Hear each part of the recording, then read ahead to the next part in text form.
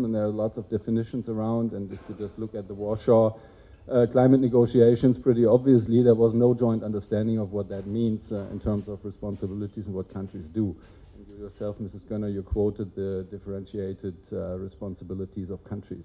So this has a huge impact on what you can actually do together.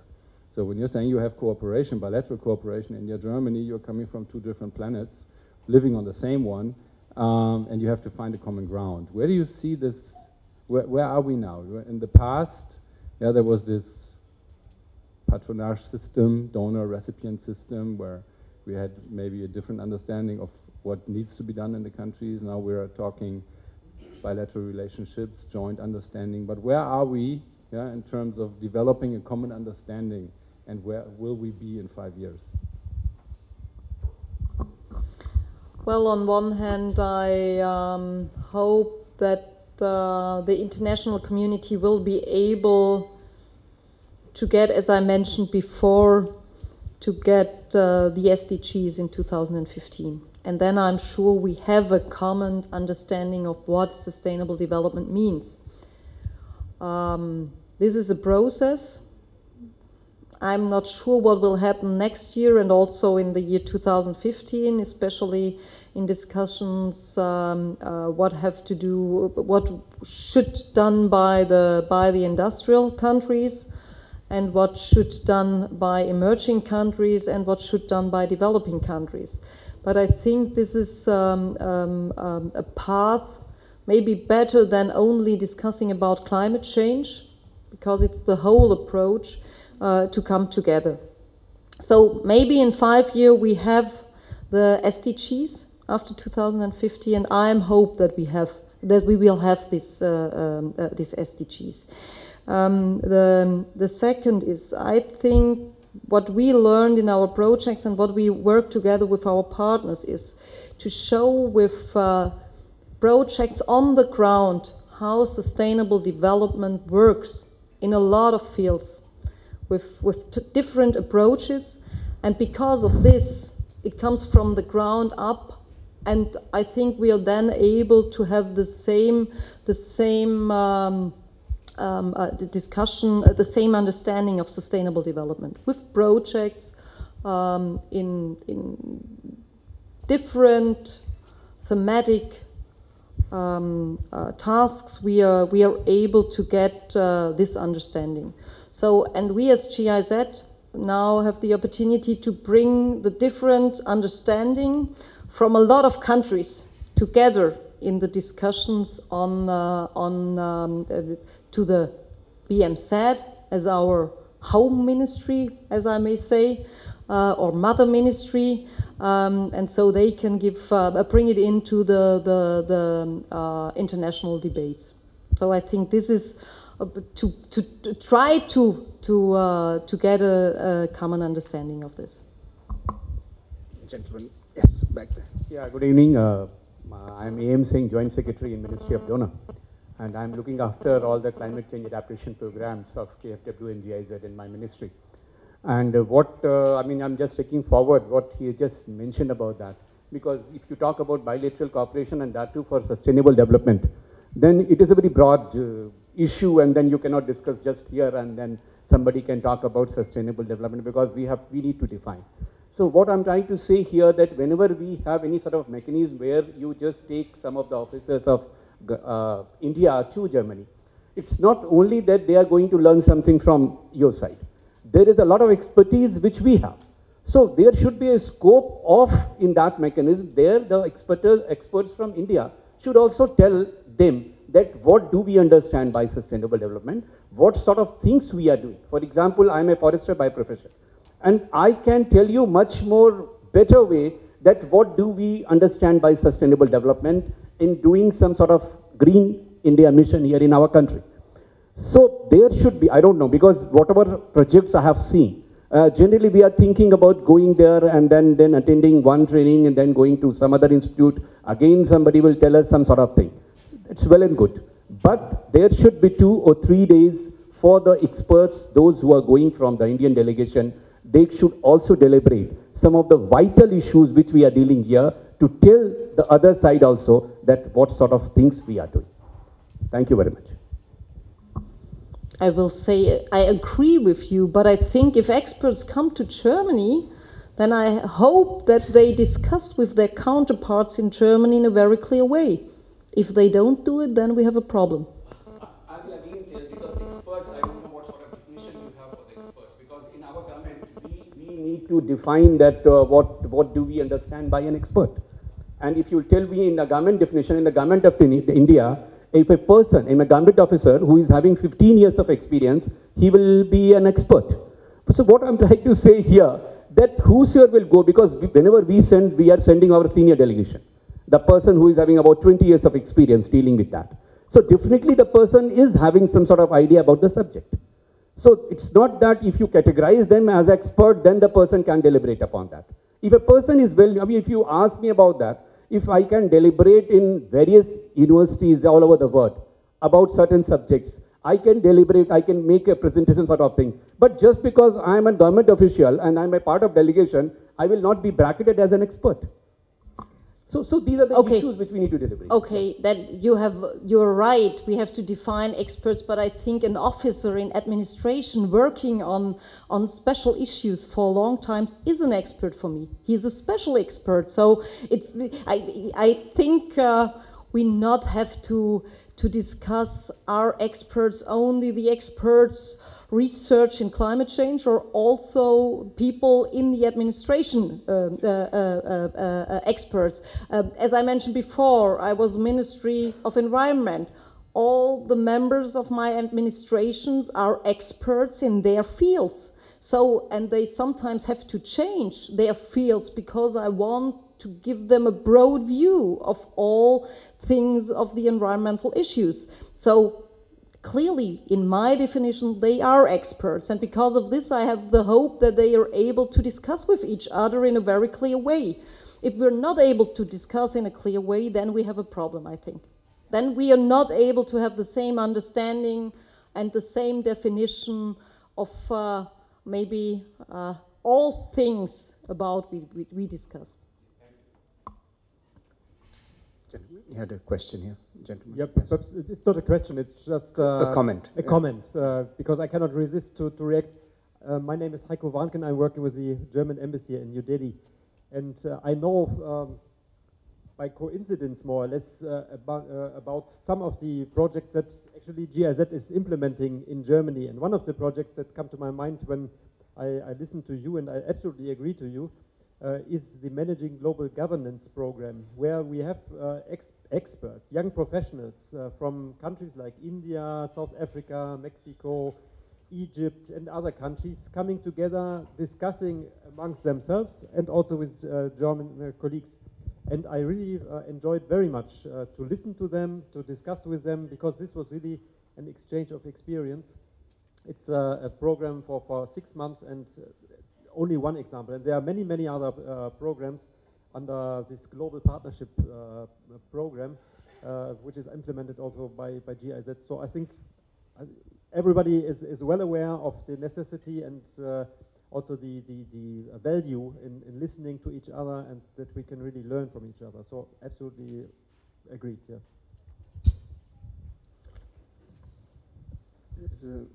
There's another question back there. Can I? More than a question, this is a request. As the Minister of Environment, as you mentioned in the past, can you share something with us about electronic waste management in the community? Oh, yes. I hope I'll be able to discuss it all in English. So, I think we have a long history in Germany about electronic waste, not only at the community level, but all things of waste in Germany, the collection of waste, different waste systems are on the local level. So we decided, I think at the beginning of the 19th, to go into a cycle of waste, recycling. We discussed about reuse, recycling. So Then we discussed about the special things beginning with plastics, but also with electronics, with electronic waste, with we called it the old cars also. And there are some discussions on the European level, and especially the framework for old cars, and also the framework for electronic waste management are now at the European level, but there are a lot of experience going there inside from Germany. And that means we collected in different systems the electronic waste. There is an I will have the world in a few minutes, maybe at midnight. It's always the same. Responsibility of the companies who produce the electronic products. So they have to look how they be able to organize this recycle process. And so I think it's very good for the people in Germany, because they know that they can bring their old electronic articles back mainly to a place where it is collected, and then the companies have to recycle this. And I think it's a very good idea. And we have one project here in India with a company who decided to organize such a system, I will say on its own, with advice of GTZ, formerly GTZ. And I visited the project in Bangalore, and I was deeply impressed. I will say I was deeply impressed about the deepened experience and how they work there, and how clear they recycle a lot of things. And so I heard that India also think of bringing up a framework, and I can say it's a great idea, especially in countries where you use a lot of electronic products, and I'm sure there you need the responsibility of the companies who work, and then should think about a system how to collect it. And maybe there are possibilities or opportunities, I will say, for informal workers in collect this also. I think it's a very, very good idea for looking reuse and recycle. Other questions? You have a question? Yeah, a comment? No, you can. Okay, I will. Can I ask a question? And then, yes, let me exercise my chair's prerogative and also ask a question related to the previous question that was asked, and putting on your minister's hat, and your experience when you were Minister of Environment. Because, if you take the debate to a slightly higher level, higher in the sense if you're looking at it from the macro perspective, often, politicians the world over and in India put a very high discount value or a discount rate on the future benefits of issues such as environment and climate change. And there's a very low discount rate on immediate benefits. Right? So when you're talking about climate change or sustainable development, you're doing things that you recognize you're doing things that will harm, the planet, the climate in the future.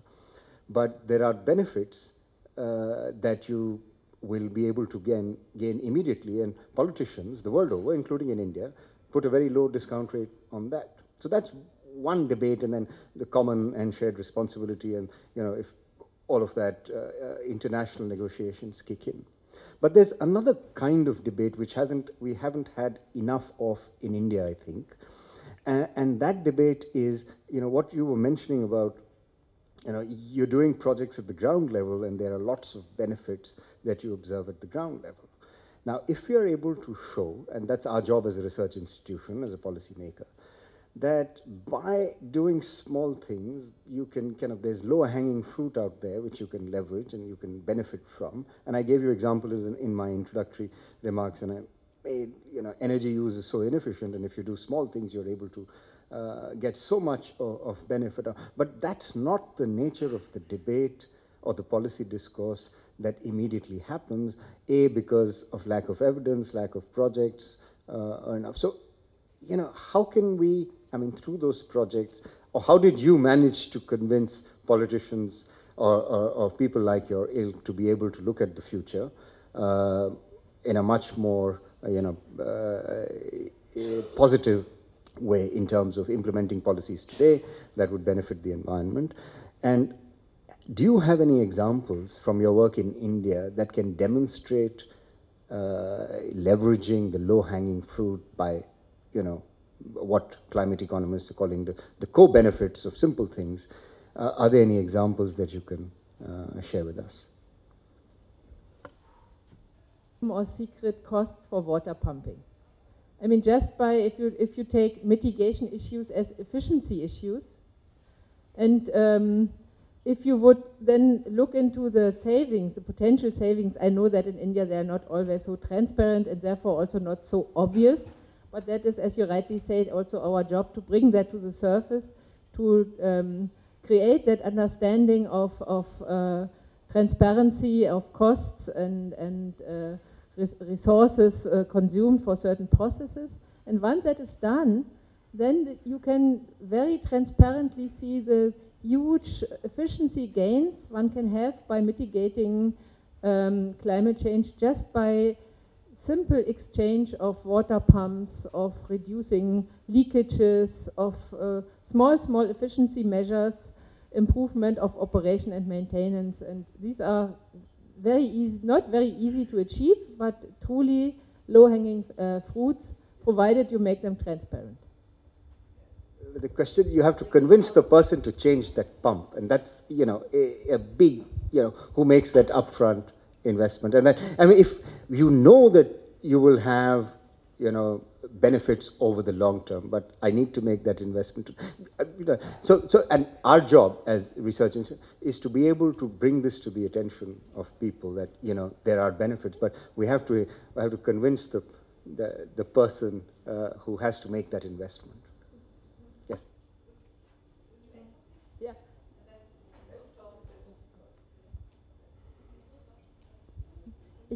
Maybe I can just say another thing. Very often here in India we are also working with in so-called informal settlements, and it's very much known that in India poor people very often pay more for services than the average middle class or even upper middle class people. One simple example which I've just experienced here in Delhi, very close to ITO, and I'm going to take for Gönner, Mrs. Gönner there tomorrow, is a slum where the water supply is not given to each individual house. So there are hundreds of households who have only one stand post where they get water, but they need water. But since the electricity supply is private, they all have their private meters at home. So what they do, it's not in all the slums, but in some it is like this. So what they do, they pay out of their own pocket an individual time slot which is given to them, in which they pump the water from that one stand post into their houses. And the electricity bill which these people have to pay is in the tune of what I'm paying in my posh area in Defense Colony. So these are the things. Of course, then again, it's a matter of empowerment. It's a matter who is really speaking for these people. It's a matter of political transparency and all these things. Yes, of course, but there again we have to work jointly to bring the things in the right perspective. Sure. So, and to add, if the microphone goes to Mr. Burgdorf, I think you should see the projects we are working on. We do together with partners